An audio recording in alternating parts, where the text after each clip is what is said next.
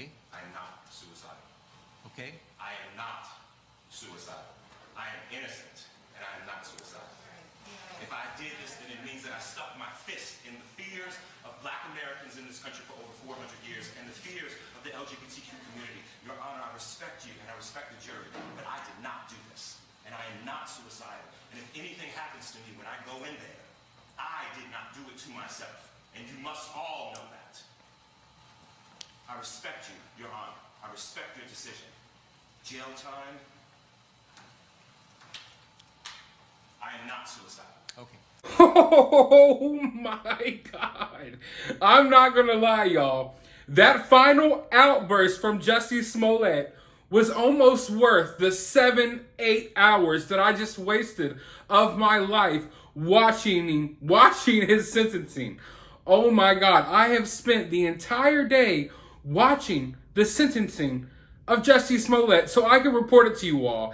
And it has been non-stop BS speech after BS speech that they dragged on for an entire day. I have spent the entirety of my day watching this crap, and finally it pays off.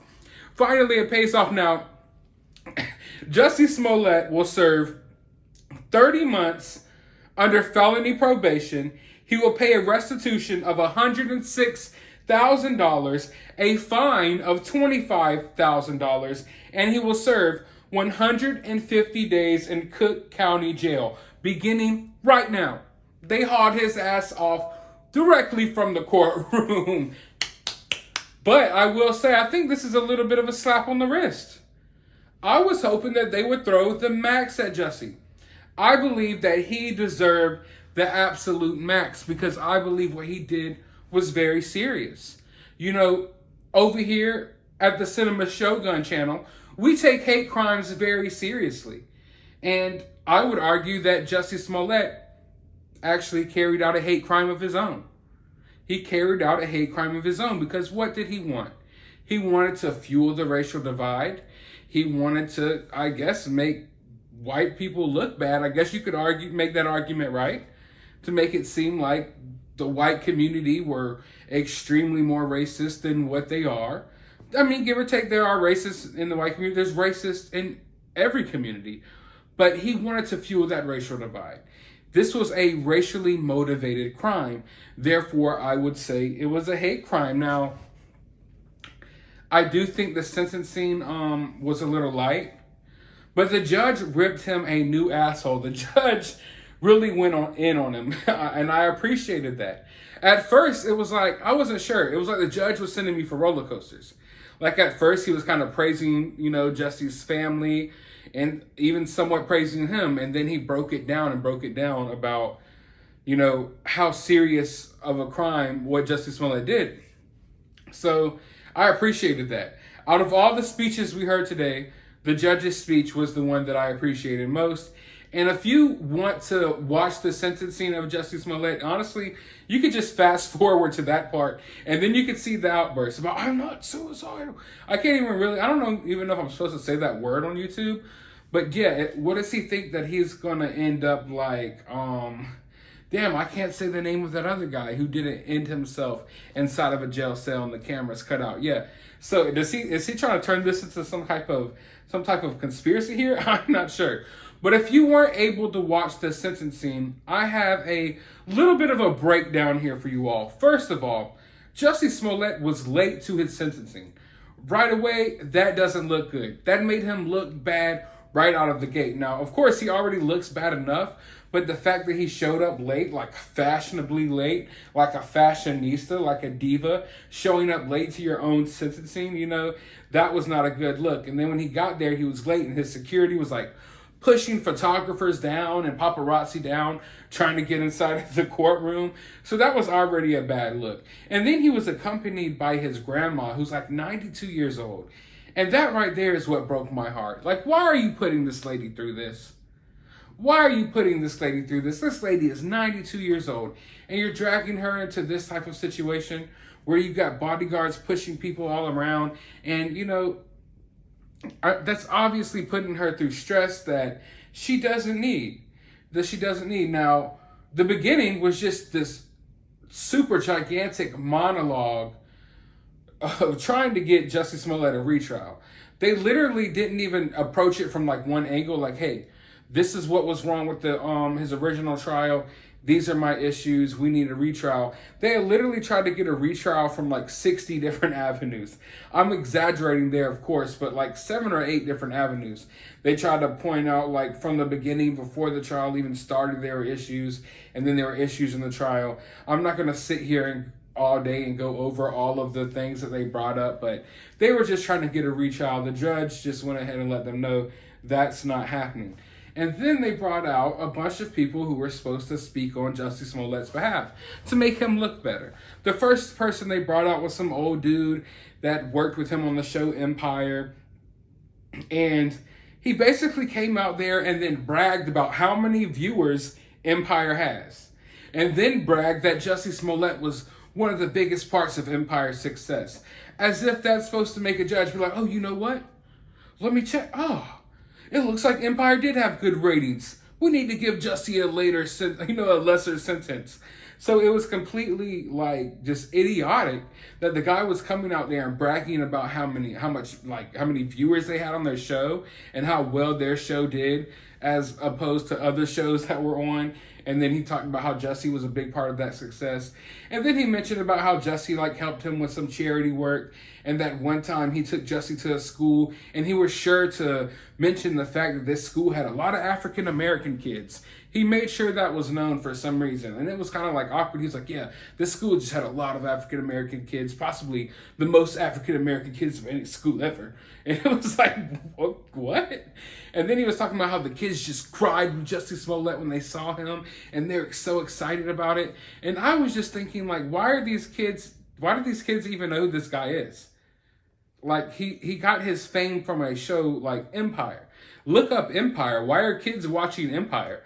So why are these kids at this school so excited to see this guy? They shouldn't even really know who he is. But okay, whatever. I guess if that's what they use to try to make him look better, then it is what it is. I thought it was just kind of idiotic. I thought everything that he said was idiotic. And then they brought out another old lady. And literally, she sat on the stand and I think she was trying to say things to make Jussie Smollett look better, but then it kind of evolved into her just like bragging about her own accomplishments and talking about people who Jussie Smollett might have brushed shoulders with who also had great accomplishments. And in the long run, she just sat there and talked for 15 minutes and I never got anything out of it that made me sympathize with Smollett or made me, feel, any type of way about him. It was just really her bragging about her own accomplishments. Like, yes, I once worked with Sidney Poitier and all these different Nelson Mandela. I talked to him one time. And it was like, okay, what the hell does that have to do with anything? It literally had nothing to do with anything. And I want to mention the fact that Jussie Smollett was wearing a mask this entire time. The entire time he was wearing a mask. Now, I'm not pointing that out just because I want to, shit on people who wear masks. I'm pointing that out because literally everyone else in the courtroom, besides the people that came to the stand in Jussie Smollett's defense, everyone else weren't wearing masks. You didn't have to wear a mask in this courtroom. Even his lawyers and the people sitting right next to him, his defense, they weren't wearing masks. Jussie Smollett was wearing a mask the whole time to cover up his facial expressions. At one point, he tried to act like he was crying, but he didn't have no problem ripping the mask off and having that rant at the end, obviously. So the mask was just one big virtue signal and to cover up his emotions. But then his brother came out. And that was by far probably the most laughable speech I've ever heard. The first thing he did was he compared it to the Al Capone trial. And then he started blaming racism. And then he started blaming the war in Ukraine, literally. He was like, all this stuff going on. My brother don't need to be in jail. There's the war in Ukraine is going on. The beer bug, that was really bad. And it was the war with Russia is just man, Jussie Smollett doesn't need to do jail time because of Ukraine and because of a virus and all these bad things that are going on in the world. And then he was basically saying that we, the people of planet Earth, that we that we are taking our frustrations out on his brother.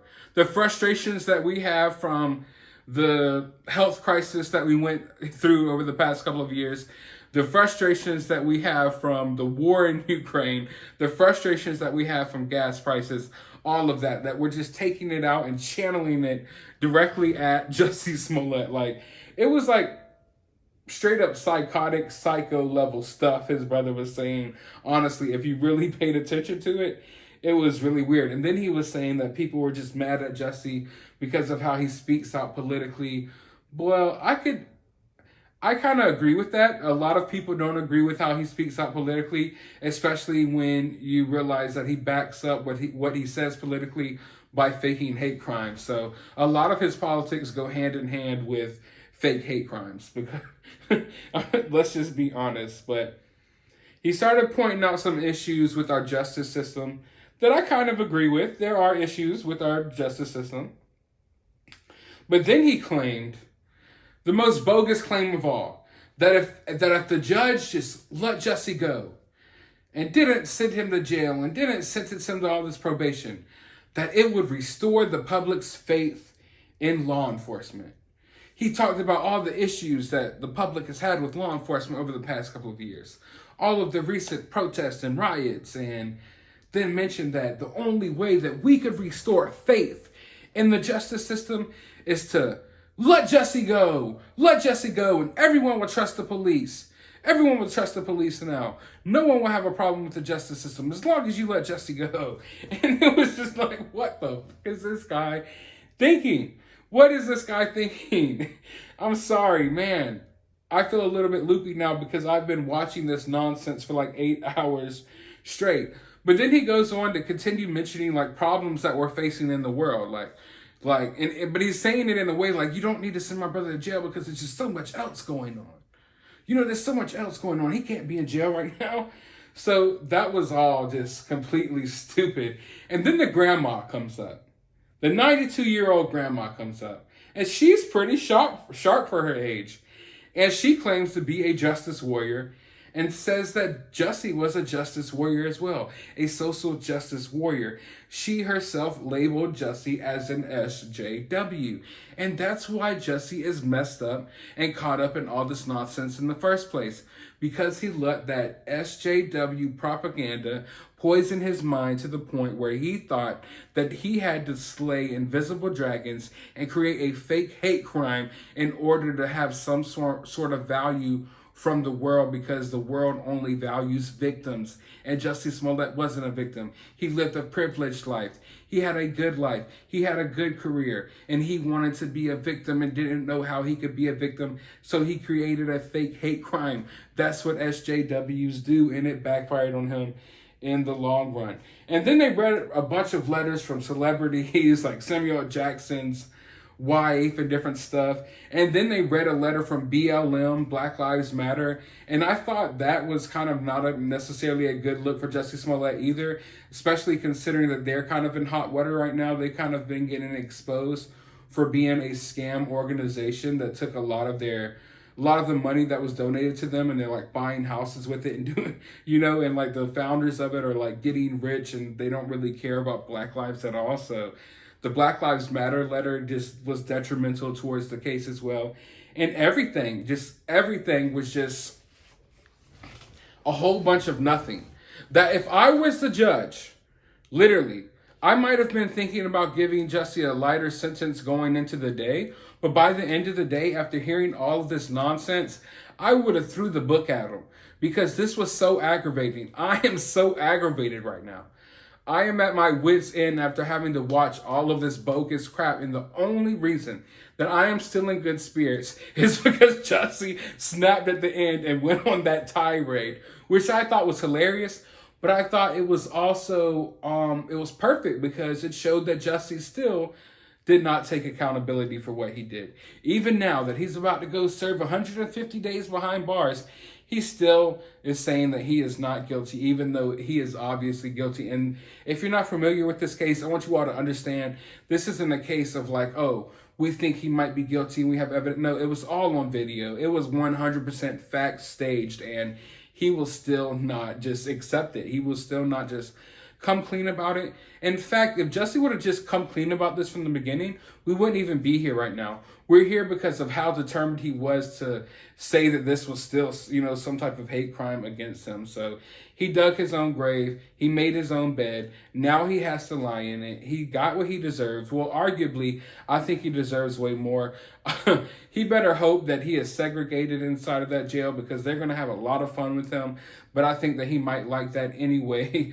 But I want to talk about a little bit more about this case. Not necessarily the case, but the reasons why Jussie did what he did, and why being an SJW will lead you down a path of doing things like this.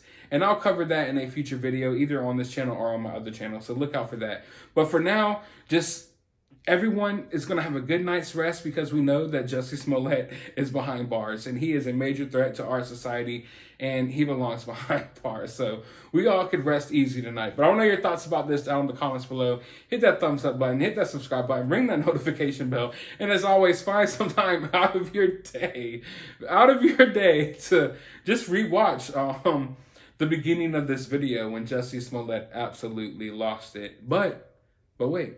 Is there a bigger conspiracy going on here? Dun, dun, dun.